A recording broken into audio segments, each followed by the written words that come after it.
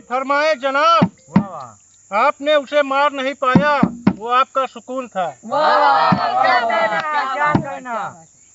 तेरे शायर को मैं क्या डांट दूं? वाह, तेरे शायर को मैं क्या डांट दूं?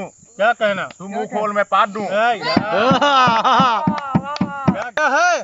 वाह, आज किया है। मैं चल रहा था चुपचाप, मैं चल रहा था चुपचाप मंजिल की ओर।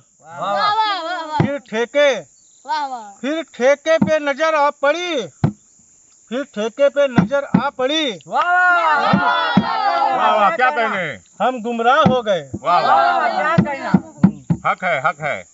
हाँ, लगा कर प्यार से बिस्तर जमीन पर लेट जाता हूँ। लगा कर प्यार से बिस्तर जमीन पर लेट जाता हूँ। जब तेरा ख्वाब आता है तो उठकर बैठ जाता हूँ।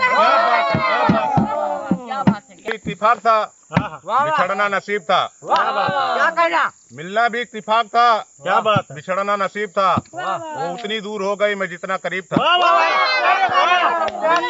क्या बात है? दफना दिया गया उसे चांदी की कब्र में। वो जिसको चाहती थी वो लड़का गरीब था। अरे बाप रे! बस्ती के सारे लोग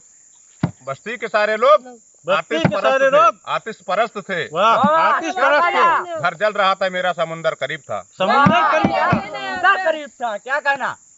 हाँ, क्या फरमाइए? तेरे दिल में घर लेना है, बोल किराया क्या होगा?